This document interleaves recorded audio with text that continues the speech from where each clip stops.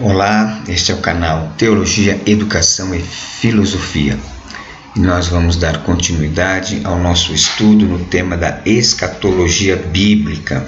Hoje é a nossa quinta aula e nós estaremos estudando a dispensação do governo humano. Porém, antes quero lembrar a todos que nós estamos fazendo primeiramente, antes de abordar os fatos escatológicos descritos nas Escrituras, nós estamos primeiramente abordando as dispensações. Mas por quê? Porque nós temos como sistema de interpretação o dispensacionalismo. Então, sendo assim, para que haja uma compreensão mais adequada da nossa forma de pensar, é a forma aceita pelas igrejas Assembleia de Deus e a grande maioria das igrejas pentecostais e algumas tradicionais também, com algumas diferenças. Então é importante que a gente conheça o dispensacionalismo, até porque ele que dá o norte na interpretação também na escatologia. Então nós estamos aqui trazendo um estudo sintético das dispensações para depois nós entrarmos propriamente na escatologia bíblica. Nós já estudamos a dispensação da inocência, depois a dispensação da consciência e agora nós estaremos abordando a dispensação do governo humano. Depois da trágica experiência do dilúvio, iniciou-se um novo período durante o qual o homem se exercitou na tarefa de governar a si próprio como sociedade constituída. Noé, sobrevivente do dilúvio, era o pai do século pós-diluviano e do mundo daquela época.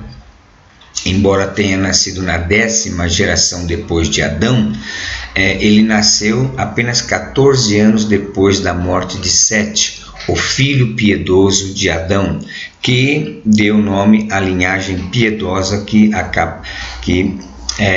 nós estudamos posteriormente.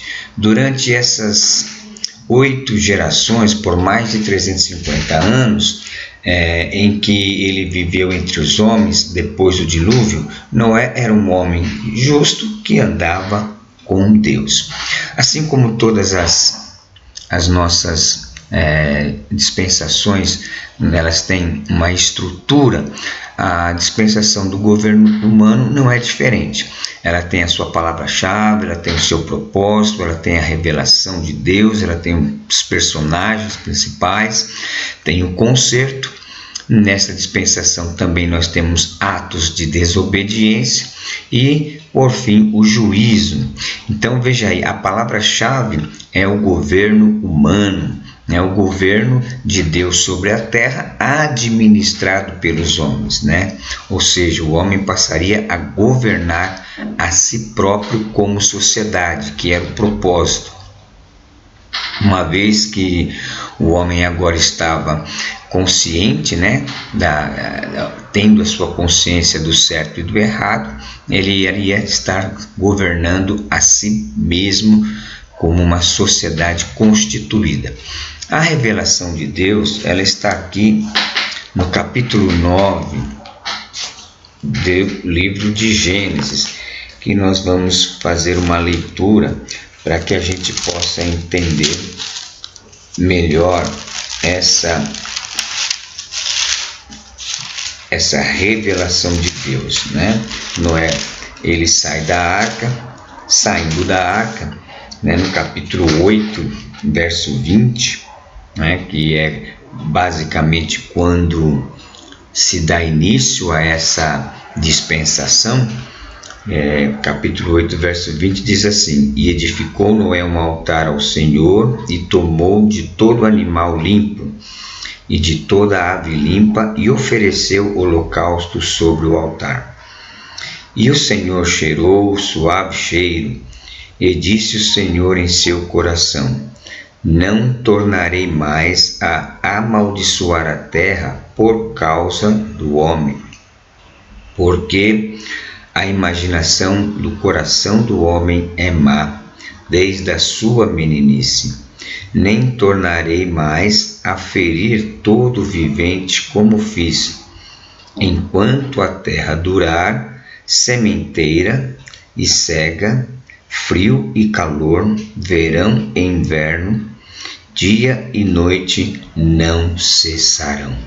Então veja aqui Noé saindo da arca, oferecendo um sacrifício.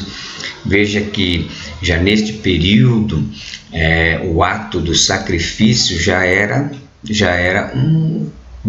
praticamente um costume entre os homens tementes. Veja que Abel ele fez o mesmo. Aqui nós vemos também Noé fazendo da mesma forma. É interessante que Noé ele viveu no tempo de Metuselá. Metuselá era o avô de Noé. E Metuselá viveu 243 anos, né? Quando ele tinha 243 anos, quando Adão morreu. Então, provavelmente, Metuselá, avô de Noé, conhecia toda a história da queda. Com toda certeza, Metuselá, conhecendo conhecendo Adão, ele provavelmente contou toda a história, né? E Metuselá, por sua vez, transmitiu esta história para Noé. Então, por isso que nós entendemos que, no princípio, até porque nesse período não se sabe se já havia um sistema de escrita, né? Acredita-se que ainda não tinha um sistema de escrita desenvolvido, então tudo era passado por tradição oral, né? Então é importante a gente observar isso, porque alguns perguntam como que Noé teve essa ideia de sacrifício, né? Provavelmente quando ele conversou com seu avô, que conheceu Adão, que passou toda a história. Então, provavelmente ele tinha conhecimento do sacrifício que Abel fez, do sacrifício que Deus teve que fazer para vestir Adão e Eva. Então, a partir daí nós começamos a ter uma compreensão do sistema de sacrifício, que na lei de Moisés vai se tornar, né, na revelação da lei que Deus dá a Moisés, ele torna este como um ritual de adoração a Deus naquele período. Agora vamos aqui no capítulo 9, diz assim: E abençoou Deus a Noé e a seus filhos e disse-lhes: Frutificai e multiplicai-vos e enchei a terra, e será o vosso temor e o vosso pavor sobre todo animal da terra e sobre toda a ave dos céus. Tudo o que se move sobre a terra e todos os peixes do mar na vossa mão são entregues. Tudo quanto se move, que é vivente, será para o vosso mantimento. Tudo vos tenho dado como a erva verde. Olha o 4, é importante. A carne, porém, com sua vida, isto é, com seu sangue não comerás. Quero fazer aqui um comentário. Aqui nós vemos a primeira vez em que Deus ele dá uma proibição do homem comer sangue, né? Comer o sangue do animal.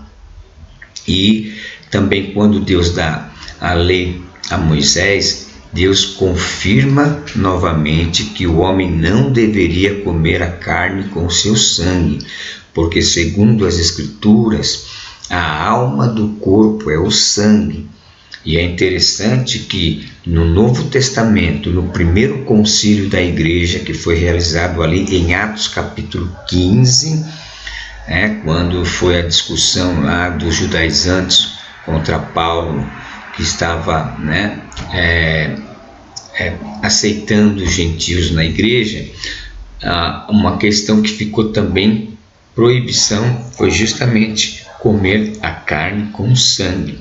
O que a gente pode deduzir disso? Que realmente, desde o Antigo, como no Novo Testamento, como até hoje, nós não temos a autorização de Deus para comer a carne com sangue. Guarde bem isso.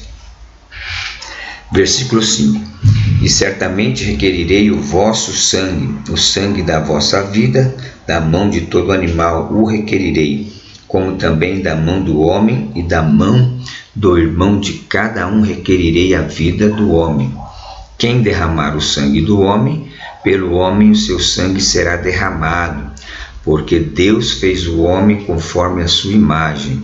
Então veja aqui que aqui Deus institui o que nós chamamos de pena capital, né? Ou seja, o homem agora, né, estaria podendo, né? Matou, morreu. A partir daqui que nós começamos a ter a direção para olho por olho, dente por dente. Então é importante nós entendermos isto. Aí continuando o verso 7, mas vós frutificai e multiplicai-vos, povoai abundantemente a terra, multiplicai-vos nela. E falou Deus a Noé e a seus filhos com ele, dizendo: E eis, aqui vem o concerto, e eis que estabeleço o meu concerto convosco e com a vossa semente depois de vós. Veja que no concerto, nós temos uma parte do concerto no verso 20 a 22, perdão, do capítulo 8, e agora nós temos aqui, né, do capítulo 9 a 17, né, Deus reafirmando o concerto com Noé. Versículo 9: E eu, eis que estabeleço o meu concerto convosco e com a vossa semente depois de vós, e com toda a alma vivente que convosco está, de aves, de reses e de todo animal da terra, convosco, desde todos que saíram da arca até todo animal da terra. E eu convosco estabeleço o meu concerto, que não será mais destruída toda a carne pelas águas do dilúvio, e não haverá mais dilúvio para destruir a terra. E disse Deus: E este sinal do concerto que ponho entre mim e vós, e entre toda a alma vivente que está convosco por gerações eternas. O meu arco tenho posto na nuvem, e este será por sinal do concerto entre mim e a terra. E acontecerá que, quando eu trouxer nuvens sobre a terra, aparecerá o arco nas nuvens, então me lembrarei do meu concerto que está entre mim e vós, e ainda toda a alma vivente e toda a carne, e as águas não se tornarão mais em dilúvio para destruir toda a carne. Então nós vimos aí o concerto que Deus faz com o homem, que não destruiria mais a terra, né, com as águas do dilúvio. Veja que ao final do nosso slide, esta dispensação começou em Gênesis 8:20 e vai até capítulo 11, verso 19. É lógico que quando nós olhamos para as Escrituras, parece que foi rápido, né? Mas nós não sabemos assim, né, o tempo exatamente, né? Temos aí, os estudiosos têm uma base, mas veja aí, mas para a maioria dos estudiosos, esse período que vai de Gênesis 8 a 20 a 11, 19, durou cerca de 427 anos, desde o tempo do dilúvio, né, até a dispensação dos homens sobre a superfície da terra, sendo encerrada com a chamada de Abraão, que nós vamos ver mais adiante. Então vamos ver aí, ó. Logo após sair da arca que o salvou das águas, Noé se aproximou de Deus levantando um altar com sacrifício de sangue, como nós já vimos. Deus atendeu a seu servo, concedendo-lhe os termos de uma nova aliança com o homem. Então vamos ver as cláusulas, né? Nós lemos o texto, mas agora vamos ver de forma estruturada aqui. Primeiro, Deus não mais amaldiçoaria a terra. Deus não mais feriria todo ser vivente como acabava de fazer. E enquanto durasse a terra, haveria sementeira, a ceifa, dia, noite, frio e calor, verão e inverno. Então essas são as cláusulas, né, dessa nova aliança. Deus faz um pacto com Noé. Deus ordena: frutificai-vos, multiplicai e enchei a terra.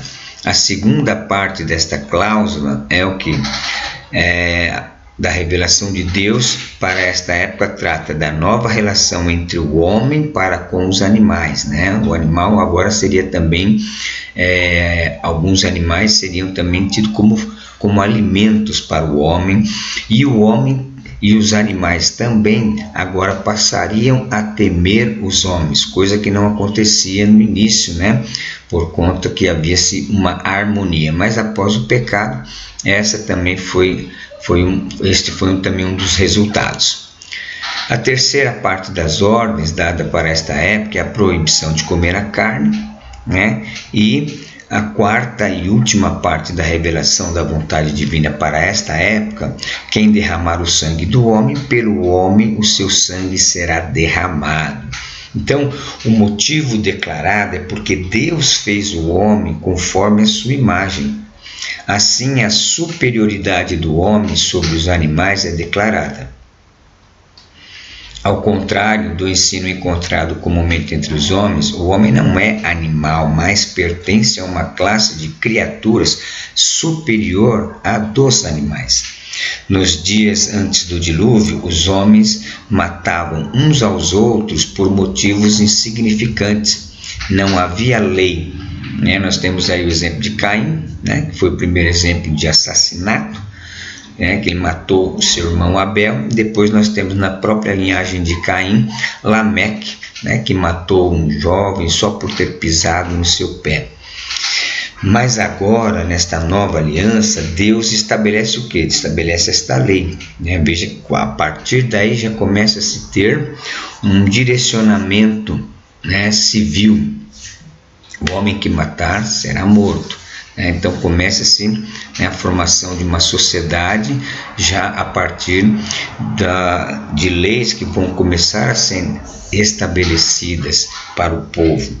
Então, pelo fato de que ele é que constitui a raça humana como mordomos da sua criação, ou seja, Deus coloca o homem como mordomo da criação e já começa a estabelecer leis para que esse homem conviva em sociedade, porque na experiência anterior, que vai da queda até o dilúvio, o homem se tornou corrupto, matando e com tantos outros pecados, que foi necessário Deus destruir aquela geração toda, deixando apenas Noé e sua família para darem início a uma nova geração.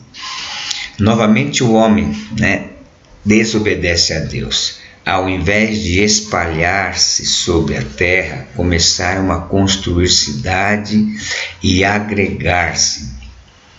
Bom, a ordem de Deus era para que Noé e seus filhos, eles espalhassem pela terra e enchessem a terra. Então, o que acontece?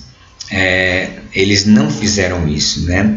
Infelizmente, o que eles fizeram foram, né, infelizmente, se juntar, né, e Deus teve que realizar a dispersão. Então, a falha, ela logo se concretizou, foi assim, logo a previsão de Deus, né, se concretizou. A impiedade voltaria à terra. Veja que Deus, no próprio capítulo 8, ele diz assim: porque a imaginação do homem, do coração do homem é má desde a sua meninice. Veja só, Então Deus diz aqui que o próprio coração do homem se tornou má, né, os seus pensamentos. E isso aconteceu. O coração corrupto do homem não somente rejeitou o caminho da redenção, mas deliberadamente desobedeceu o mandamento especial que os homens se espalhassem sobre a terra.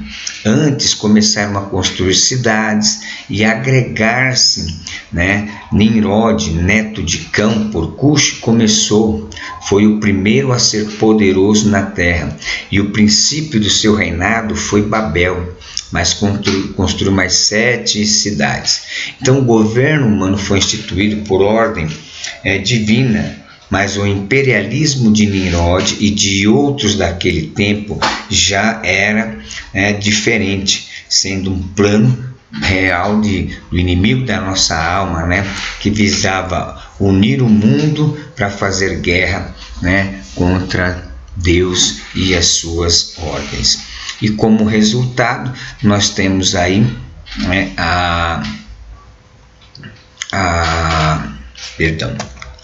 nós temos aí a Torre de Babel, né? A Torre de Babel, que nós geralmente conhecemos como a confusão das línguas. Aqui nós temos quando Deus fala com Noé logo após sair da arca, né? E falou Deus a Noé, dizendo: sai da arca, tu e a tua mulher e teus filhos contigo. E nós temos aqui a Torre de Babel, né? Então desceu o Senhor para ver a cidade e a torre que os filhos dos homens edificavam. E o Senhor disse: eis que o povo é um, e todos têm uma mesma língua, e isto é o que começam a fazer.